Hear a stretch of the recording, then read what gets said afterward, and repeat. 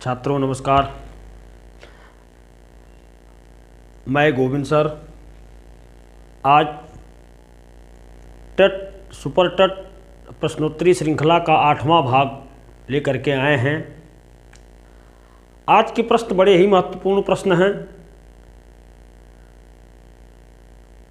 आप लोग इन प्रश्नों को देखिएगा निरंतर। बार बार हम यही बात कहते हैं कि आपको बाहर से कुछ पढ़ने की ज़रूरत नहीं है, मार्केट से कोई भी किताब लेने की ज़रूरत नहीं है। आप लोग टेट सुपर टेट और सीटेट को लेकर के जितना परेशान होते हैं, इसमें परेशान होने की ज़रूरत है ही नहीं।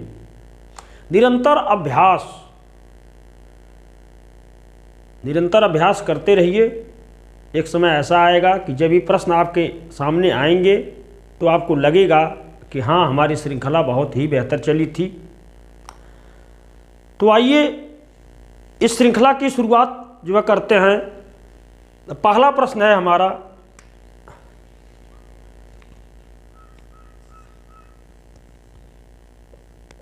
भारत की प्रथम देश भाषा है। ये प्रश्न कई परीक्षाओं में आ चुका है कि भारत की प्रथम देश भाषा क्या है। तो ऑप्शन में आपको पाली, प्राकृत, अपभ्रंश और संस्कृत ये ऑप्शन में मिलता है। तो भारत की प्रथम देश भाषा की यदि बात आए तो क्या है? पाली। इसे प्रथम प्राकृत भी कहते हैं। प्रथम प्राकृत ये भारत की प्रथम देश भाषा है। क्या? पाली। दूसरा प्रश्न है, पहाड़ी हिंदी का विकास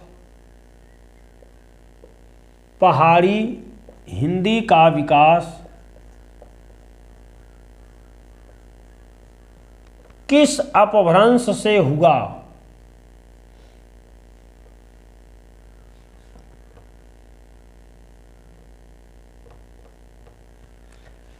पहाड़ी हिंदी का विकास किस अपभ्रंश से हुआ? तो आपको ऑप्शन में मिलेगा सौरसेनी अपभ्रंश, मागधी अपभ्रंश, अर्धमागधी अपभ्रंश और खस अपभ्रंश। तो यदि ऐसे प्रश्न आ रहे हैं कि पहाड़ी हिंदी का विकास किस अपभ्रंश से हुआ, तो आप तुरंत लगाइए खस अपभ्रंश से। किससे हुआ? खस अपभ्रंश से पहाड़ी हिंदी का विकास हुआ। हमारा तीसरा प्रश्न है, नाद की दृष्टि से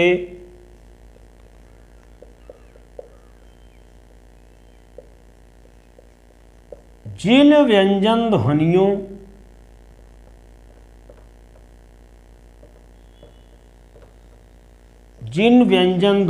के उच्चारण में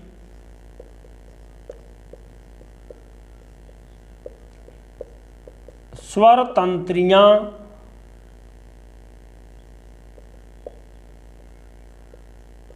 झंकृत होती हैं,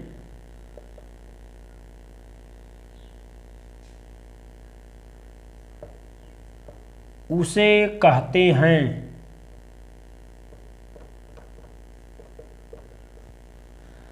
प्रश्न है, नाद की दृष्टि से जिन व्यंजन ध्वनियों के उच्चारण में स्वर तंत्रियां झंकृत होती हैं उसे कहते हैं। तो आपके ऑप्शन में रहेगा अघोष, सघोष, अल्प प्राण और महाप्राण। तो नाद की दृष्टि से जिन व्यंजन ध्वनियों के उच्चारण में स्वर तंत्रियां झंकृत होती हैं उसे क्या कहते हैं? सघोष, या इसी को घोष भी कहते हैं। सघोष या घोष। आइए चौथा प्रश्न देखते हैं इस श्रृंखला का। प्रश्नोत्तरी श्रृंखला का चौथा प्रश्न है हमारा,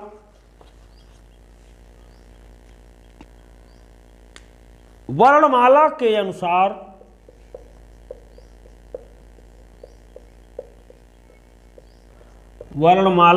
अनुसार मुख के कितने भाग होते हैं?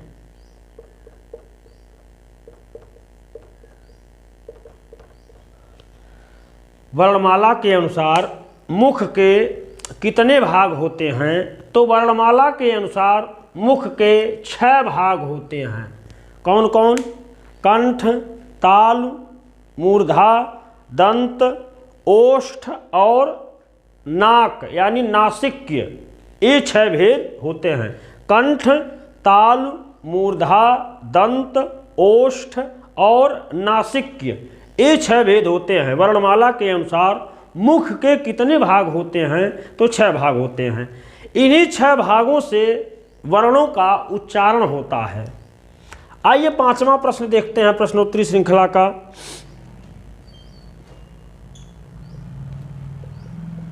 महौषधि का संधि विच्छेद होगा।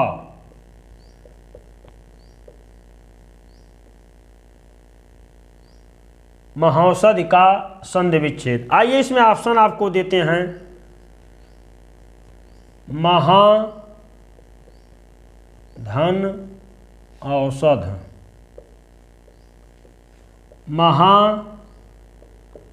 धन, औषधि। महो, धन, सधि। महाधन, औषधि। इसे बताना है कि महौषधि का संधि विच्छेद क्या होगा। तो इसमें बी सही होगा, महाधन औषधि। आइए 6वां प्रश्न हम लोग देखते हैं। दुह धन राज होगा। ऑप्शन ले लीजिए।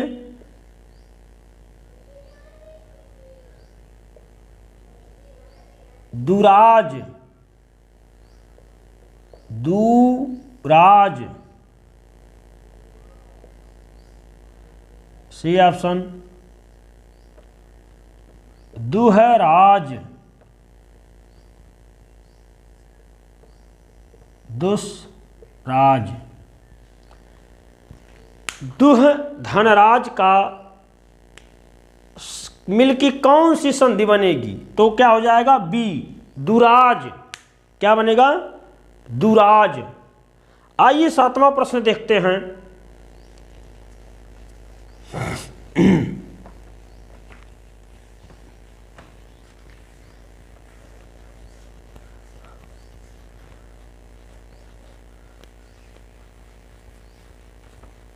आप लोग इन प्रश्नों को एक डायरी में बनाते रहिए और जिस दिन कोचिंग खुलेगी तो हम ये प्रश्न आप लोगों से देखेंगे कि आप लोग कितना ईमानदारी से जो है इन प्रश्नोत्तरी श्रृंखला को आप लोग पढ़े हैं। आइए 7वां प्रश्न हम देखते हैं।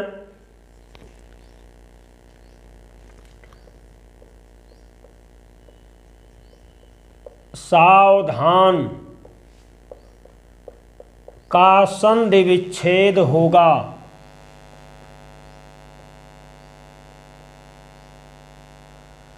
सावधान का संधि विच्छेद, इसमें हम आपको ऑप्शन नहीं देंगे, सीधा इसका उत्तर हम आपको देंगे।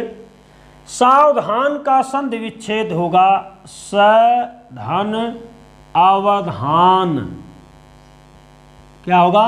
सधन अवधान। क्या होता है? सावधान। आइए 8वां प्रश्न देखते हैं।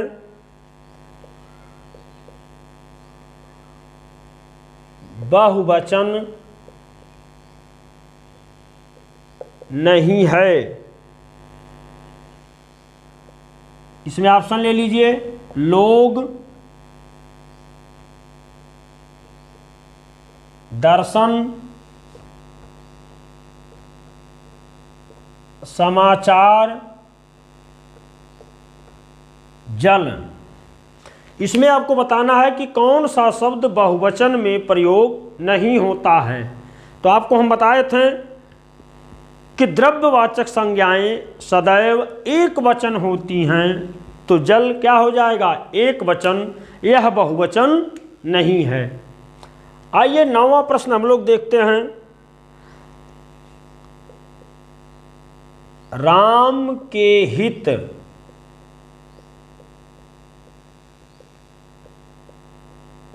लक्ष्मण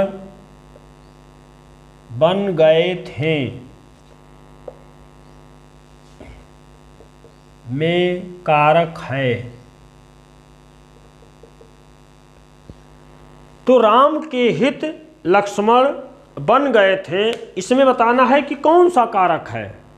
तो राम के हित, देखिए एक शब्द आया है के हित, आपको हम बताए थे के हित के वास्ते के निमित्त के लिए विभक्ति चिन्ह यदि कहीं आए तो वहां पे कौन सा कारक हो जाएगा? संप्रदान कारक। कौन सा कारक है? संप्रदान कारक। राम के हित लक्ष्मण बन गए थे में कौन सा कारक है? संप्रदान कारक। आइए 10वां प्रश्न हम लोग देखते हैं।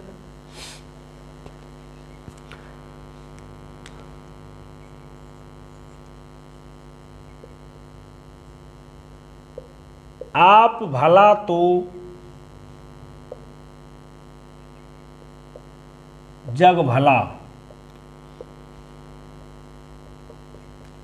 में कौन सा सर्वनाम है?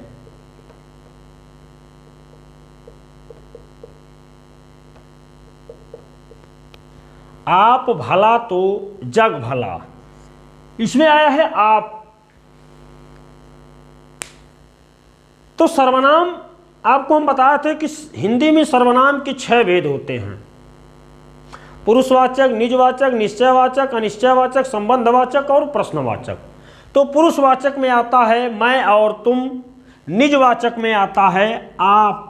तो कौन सा सर्वनाम है? निजवाचक सर्वनाम। आइए 11वां प्रश्न हम लोग देखते हैं। विशेषण शब्द नहीं है,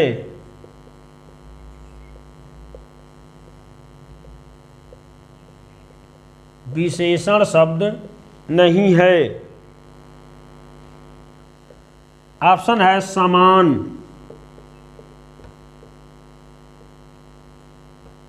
फीका, उचित, क्षेत्र। इसमें बताना है कि कौन सा शब्द विशेषण नहीं है। तो समान, फीका, उचित, ये तीनों गुणवाची विशेषण हैं और क्षेत्र शब्द संज्ञा है। तो यहां क्षेत्र शब्द विशेषण नहीं है। आइए 12वां प्रश्न हम लोग देखते हैं। सुनील पूरा आनंद लेता रहा,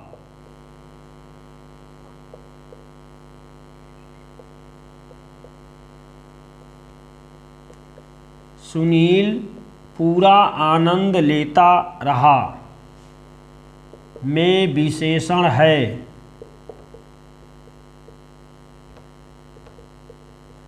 सुनील पूरा आनंद लेता रहा में विशेषण है। इसमें ऑप्शन आपको मिल जाएगा सार्वनामिक विशेषण, गुणवाची विशेषण, संख्यावाची विशेषण और परिमाणवाची विशेषण। तो सुनील पूरा आनंद, तो पूरा आनंद शब्द में क्या है? परिमाणवाची विशेषण।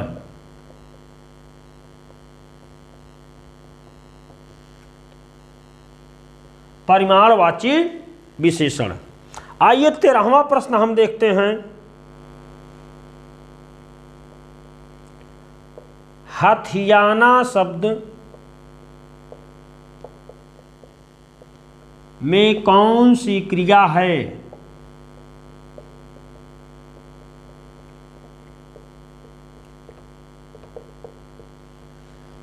हथियाना शब्द में कौन सी क्रिया है?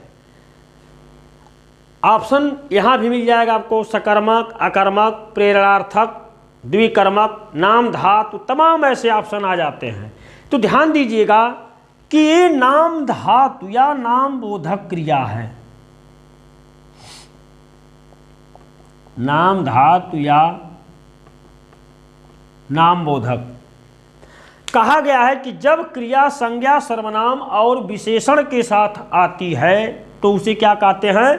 नाम बोधक क्रिया या नाम धातु। जैसे यहाँ है हाथ, हाथ शब्द संज्ञा है और हाथ से क्या बना है? हथियाना, लात से लतियाना, बात से बतियाना। तो ये सब कौन सी क्रियाएं हैं? नाम बोधक क्रियाएं हैं। आइए हम 14वां प्रश्न इस श्रृंखला का देखते हैं।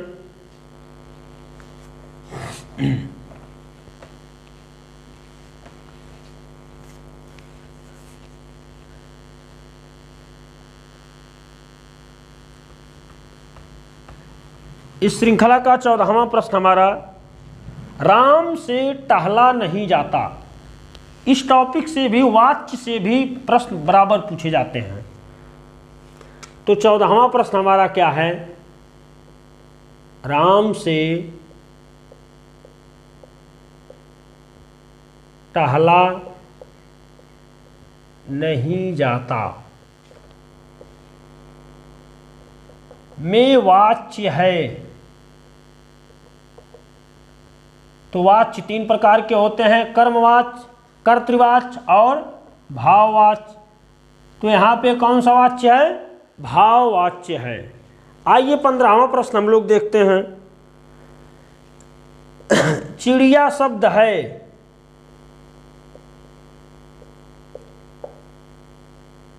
चिड़िया शब्द है,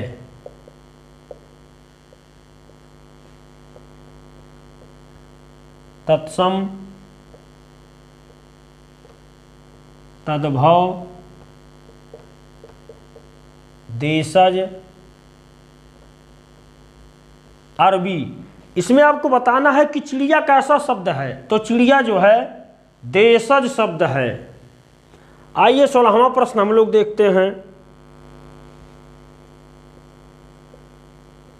तू रूप है किरण में,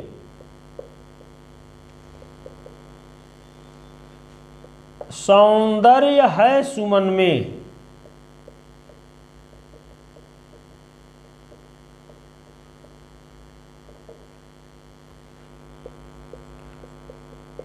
तू प्राण है पवन में,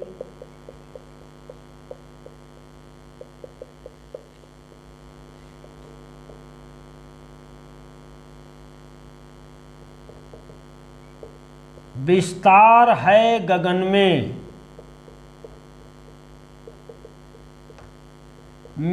कौन सा अलंकार है? तो तू रूप है किरण में, सौंदर्य है सुमन में, तू प्राण है पवन में, विस्तार है गगन में। देखिए यहाँ पे एक ही वस्तु की कई रूपों में तुलना की जा रही है। जब एक ही वस्तु की कई रूपों में तुलना की जाए तो वहां उल्लेख अलंकार होता है। कौन सा अलंकार? उल्लेख अलंकार।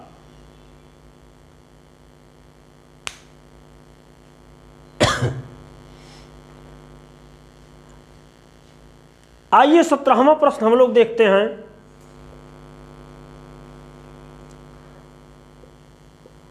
पहला सूफी कवि, पहला सूफी कवि कौन है? तो आपको हम पढ़ा चुके हैं कि पहला सूफी कवि मुल्ला दाऊद है। कौन है? मुल्ला दाऊद को पहला सूफी कवि माना जाता है। 18वां प्रश्न है हमारा, कृष्ण काव्यधारा का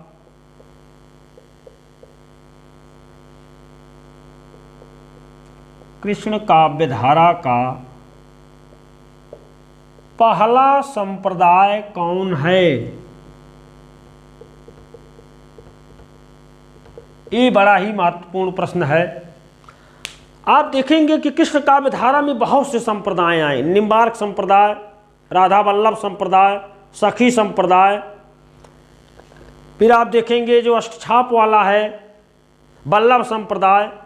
तो इसमें पूछा जाता है कि कृष्ण काव्यधारा का पहला संप्रदाय कौन है? तो कृष्ण काव्यधारा का पहला संप्रदाय है निम्बार्क संप्रदाय। कौन सा संप्रदाय है? निम्बार्क संप्रदाय। इसके प्रवर्तक निम्बार्काचार्य जी हैं। यही कृष्ण काव्यधारा का पहला संप्रदाय माना जाता है। आइए 19वां प्रश्न हम लोग देखते हैं। रीतिकाल के प्रथम आचार्य कौन हैं?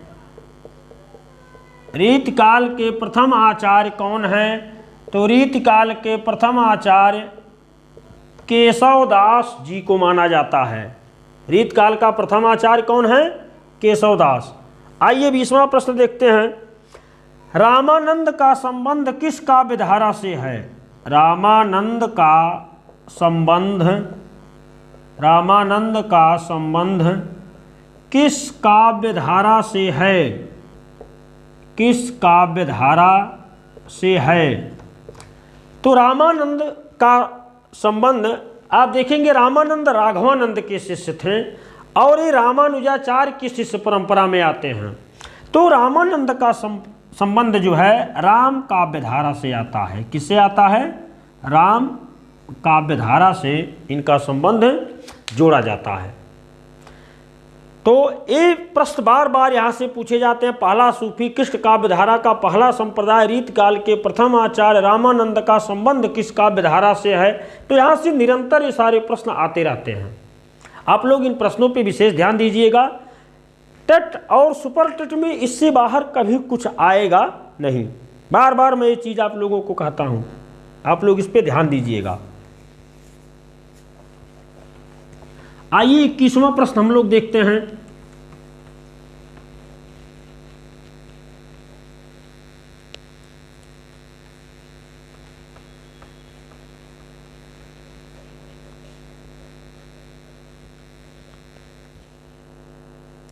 हमारा 21वां प्रश्न है,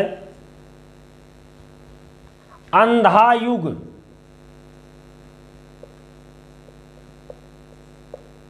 है। ये बड़ा ही महत्वपूर्ण प्रश्न है। अंधा युग है गीत नाट्य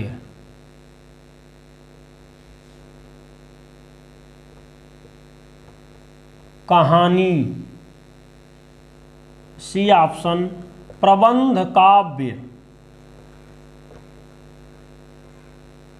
महाकाव्य। इसमें आपको बताना है कि अंधा युग ये धर्मवीर भारती की रचना है, वो कौन सी विधा है? तो अंधा युग क्या है? गीत नाट्य। आइए अगला प्रश्न देखते हैं, 22वां प्रश्न हमारा।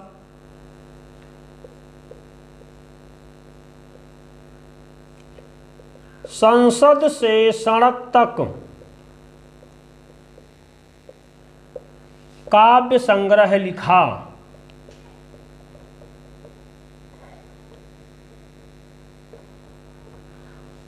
संसद से सड़क तक काव्य संग्रह किसका है? इसमें बहुत ही अच्छी कविता है जो भारतीय संसद के प्रति विद्रोह इसमें दिखता है।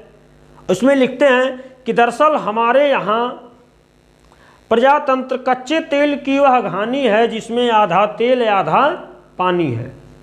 तो ये काव्य संग्रह को लिखने वाले कौन हैं? सुदामा पांडेय, धूमिल। इन्हें धूमिल नाम से भी जाना जाता है। संसद से सड़क तक काव्य संग्रह कौन लिखा? सुदामा पांडेय, धूमिल। आइए 23वां प्रश्न हम लोग देखते हैं।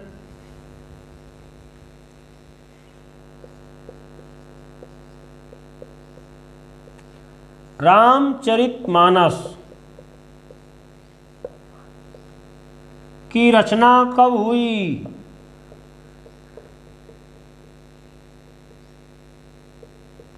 तो मानस की रचना आप देखेंगे गोस्वामी जी लिखते हैं कि संबत 1631 करहु कथा हरिपद धर सीसा।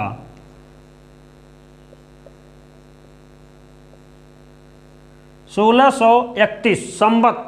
अगर इसको ईस्वी में लाना हो, ये संबत है, अगर आप इसको ईस्वी में लाना चाहते हैं तो आप इसमें से 57 घटा दीजिए।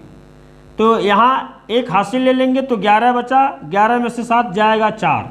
अब यहाँ बचा 2, फिर एक हासिल ले लीजिए तो हो जाएगा 12 में से 5 जाए 7, यानी 1574 ईस्वी ये रामचरितमानस का समय है। आज संवत में आए तो संवत 1631 में क्या लिखा गया, रामचरितमानस की रचना की गई। अगर ईस्वी में आए तो 1574 ईस्वी। आइए 24वां प्रश्न हम लोग देखते हैं।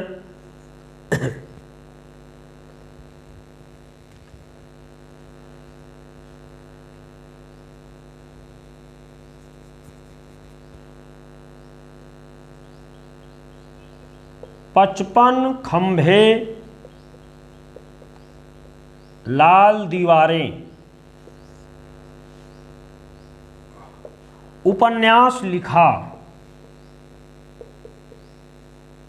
55 खंभे लाल दीवारें ये उपन्यास किसका है, तो उषा प्रियंवदा जी का उपन्यास है। उषा प्रियंवदा। अगला देखते हैं 25वां।